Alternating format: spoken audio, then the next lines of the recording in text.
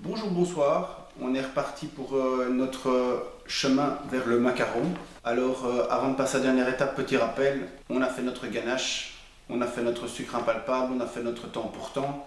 Tout ça, vous avez sur des vidéos précédentes. Donc, quand on a fait tout ça, il ne reste plus qu'une chose à faire, c'est tout simplement faire les coques des macarons. Alors, pour faire les coques des macarons, premier gros conseil ou un gros rappel si vous avez lu mon blog, c'est une cuisine sèche. Donc si vous êtes en train de faire de la vaisselle ou quoi que ce soit d'autre lié avec de l'eau, arrêtez directement. Il faut une cuisine bien sèche. Première, je vais dire, avertissement, les macarons c'est assez capricieux. Donc il y a des jours où vous allez tout réussir, il y a des jours où vous allez avoir des coques vraiment toutes craquelées. Il y a toujours évidemment des raisons techniques.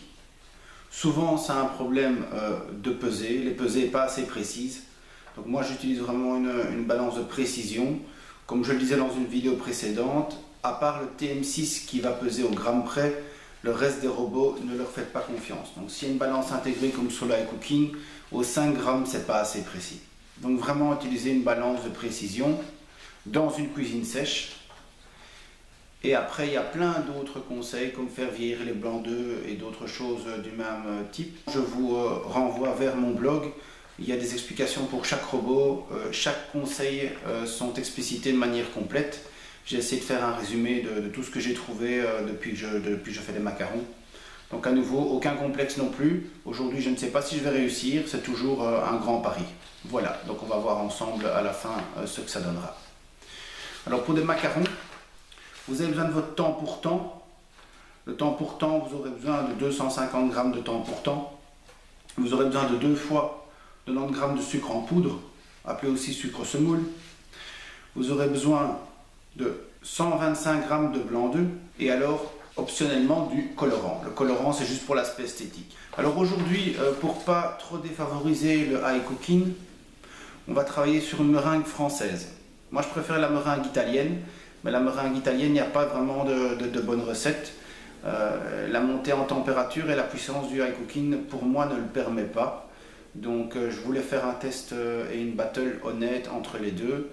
Donc, on va dire, sous-exploiter le Cooking Chef pour pouvoir exploiter le iCooking correctement aujourd'hui ensemble. Voilà, ça reste mon avis. J'ai fait des tests. Certains me diront qu'on sait faire une bonne meringue italienne au iCooking, mais pour moi, j'y crois pas trop. Mes tests ne sont pas concluants pour l'instant, donc on va rester dans quelque chose de plus simple, une meringue française. Quelle est la différence? Une meringue française, c'est une question de température, vous allez rester aux 37-40 degrés, tandis qu'une meringue italienne, vous allez monter à plus de 100 degrés, et il faudra bien maintenir la température, la faire refroidir, et contrôler qu'on descende en dessous d'un certain niveau. Ce qu'on ne sait pas faire avec le iCooking, il n'indique pas la température du bol à un moment dit. Vous le demandez d'atteindre une température, il l'atteint, mais vous ne voyez pas la température qu'il a, donc c'est aussi une grosse différence avec le Cooking Chef et avec le Thermomix TM6 qui indique la température à laquelle il se trouve. Donc là, gros problème pour le iCooking, on est un peu limité aujourd'hui. Voilà, ceci dit, on va pouvoir commencer. Le temps pour temps, vous avez vu la vidéo normalement, si vous ne l'avez pas encore vue, allez la voir, c'est la vidéo normalement précédente sur la chaîne. Ensuite, le sucre, je les ai aussi pesé 2 fois 90 g, le blanc d'œuf, et alors j'ai préparé aussi du colorant alimentaire. Attention, le colorant alimentaire, le macaron très fragile, n'aime pas l'humidité, donc prenez du colorant alimentaire en poudre s'il vous plaît. Comment est-ce qu'on va travailler? On va travailler en 3 temps. Premier temps, on met le blanc d'œuf, on va faire démarrer les appareils, 37-40 degrés. Vitesse maximale pour les fouets, donc on va commencer dans un premier temps à 4 pour le iCooking pour monter jusqu'à 5 après. Première étape, on va mettre le blanc d'œuf dans chaque appareil.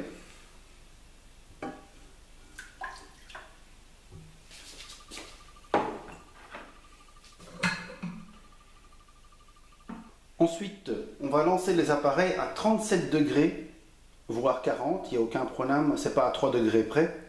Et vous allez lancer le fouet à vitesse maximale. Comme les appareils vont faire un peu de bruit, je vous explique déjà les 2 autres étapes. Quand vous voyez que ça commence à prendre, en général c'est facile, quand le Cooking Chef commence à prendre, le iCooking aura aussi pris, on va mettre une première dose de sucre. Donc on avait dit 2 fois 90 grammes, vous mettez une première fois les 90 grammes. Quand c'est bien incorporé, qu'il a été bien dissous, vous remettez une deuxième fois les autres 90 grammes. Et là vous aurez votre meringue française. Pour voir si une meringue française est bien réalisée, quand vous prenez un tout petit peu de meringue, vous n'avez plus cette sensation, ce toucher de sucre au bout du doigt. On ne sent plus les cristaux de sucre. C'est ce qu'il faut arriver à avoir avec une meringue française. Si encore les cristaux de sucre, vous continuez à relancer vos appareils. Donc voilà, on est parti.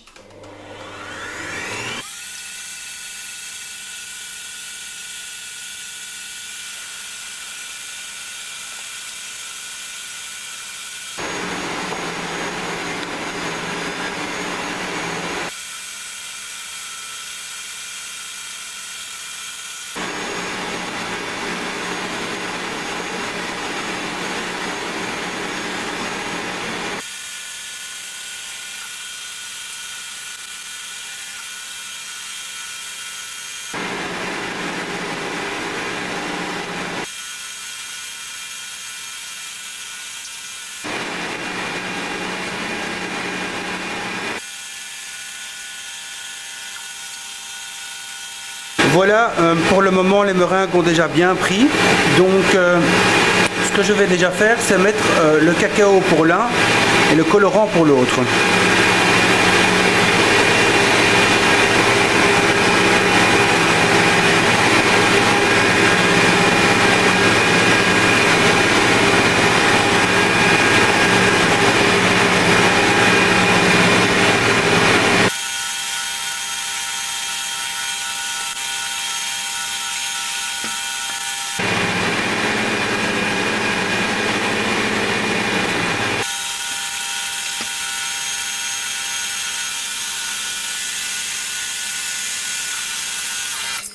Alors malheureusement, ma meringue a complètement raté au high cooking.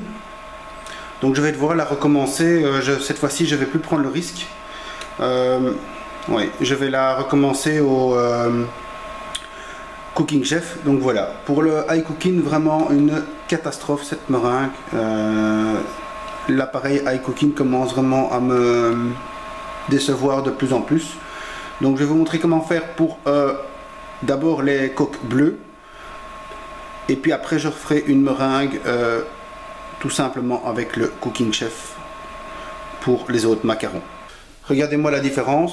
Voilà le high cooking qui pour moi est complètement raté.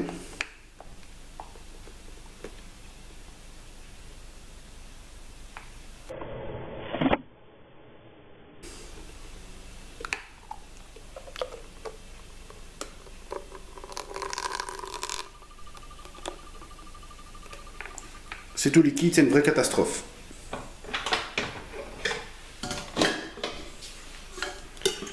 Et voici le Cooking Chef, vraiment magnifique. La meringue, elle est réussie à 100%. Donc, je vais refaire l'autre meringue avec cet appareil-ci juste après. Étape suivante, on va incorporer donc notre temps pour temps dans le Cooking Chef. Alors comme je le disais juste avant, la meringue au high cooking n'a vraiment pas pris. Donc on va devoir la recommencer. J'ai refait les pesées. Alors malheureusement j'ai dû tout laver donc, parce que je n'ai qu'un Cooking Chef. Donc j'espère qu'avec l'humidité que j'ai mis dans ma cuisine, mes coques ne vont pas être foutues pour la couleur bleue qu'on a fait précédemment. Donc là je vais croiser les doigts avec vous. Et on va repartir donc sur une deuxième meringue française pour compenser celle qui a raté au high cooking. Même principe, les œufs, on lance 40 degrés. Quand ça commence à prendre une première moitié, puis une deuxième moitié. Voilà.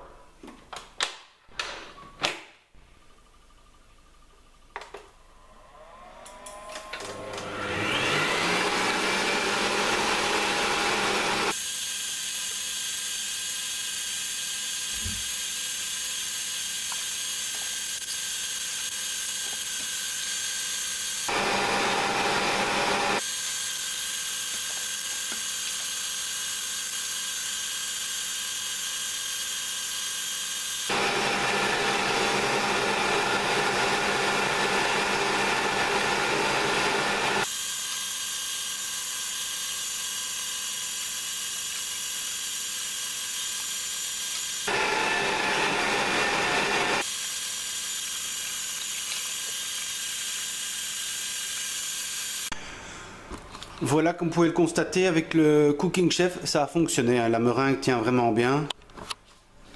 On voit bien au fouet que il n'y a aucun souci, elle se tient. Donc voilà, double vainqueur Cooking Chef sans hésitation. Donc maintenant on va macaronner.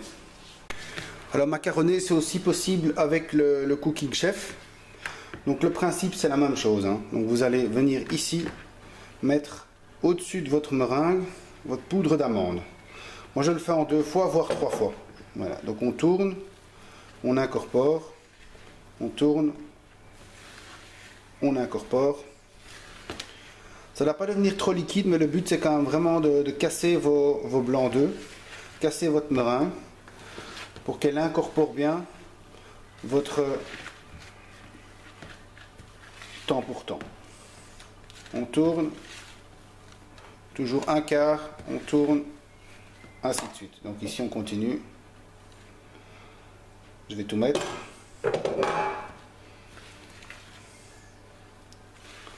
On tourne.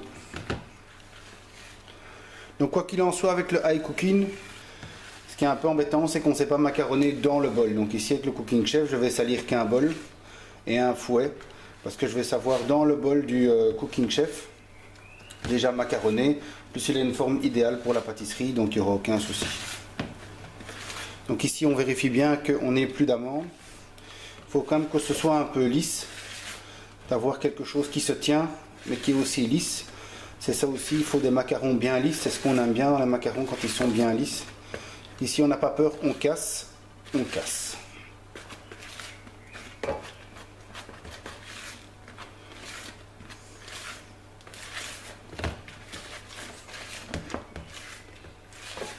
C'est vraiment la partie finale. Somme toute, ça va assez vite. Et regardez ce qu'on obtient. On obtient quand même une belle pâte de macarons. Attention de ne pas macaronner trop longtemps, sinon ça devient trop lisse et vous aurez plus vos macarons qui vont se tenir. Donc là pour moi c'est juste le bon compromis. Maintenant on va mettre dans une poche à douille. Alors ma petite astuce c'est je prends un seau à champagne. Et je viens y glisser ma grande poche. Comme ceci vous savez travailler tout seul et sans problème. Mon four préchauffe déjà à 150 degrés. Alors d'un four à l'autre ça change. Mais moi le mien n'est pas très bon. On peut cuire aussi les macarons plus doucement à 145 degrés. Mais ça ne vous donne pas évidemment le même résultat dans mon cas parce que mon four est vraiment pas très bon. Voilà. Maintenant avec la poche, on va donc, moi j'ai pris sur Amazon, ça coûte vraiment pas cher, des tapis à macarons pour plus de facilité. Hein. Toujours bien droit, et puis on revient.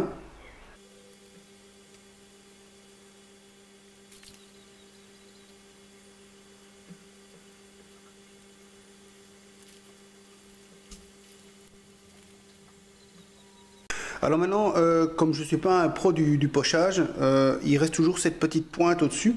Et c'est souvent le cas sur pas mal de vidéos, vous verrez, c'est un peu pour tout le monde.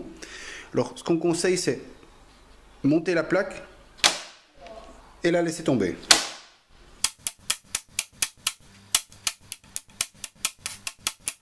Au bout de plusieurs fois, la pointe va commencer à partir.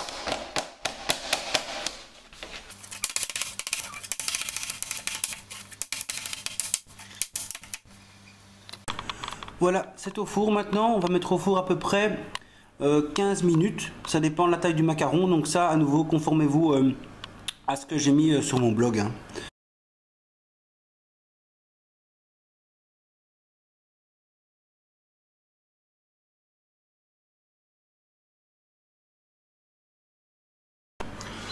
Voilà, nos macarons ont cuit. Comme vous pouvez le constater, il y en a qui ont mieux résisté à la cuisson que d'autres.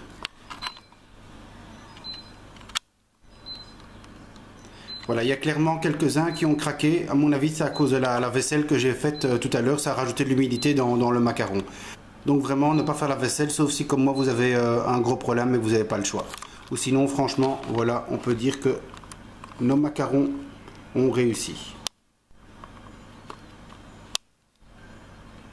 Voilà, je mets les autres au four.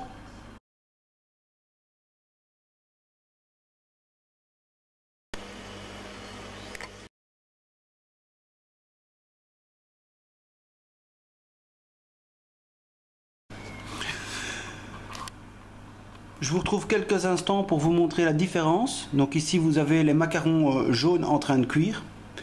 On voit bien que du fait qu'il n'y a pas eu l'humidité dans la cuisine, eux évidemment ont été bien sauvés.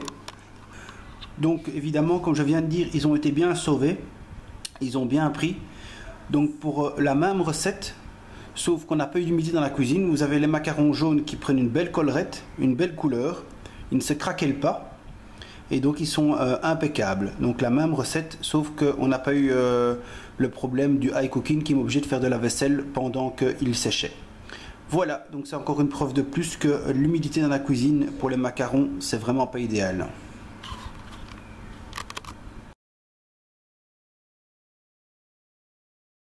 Je vous remercie de votre attention. N'hésitez pas à liker cette vidéo et surtout à vous abonner à la chaîne. Salut, bye bye.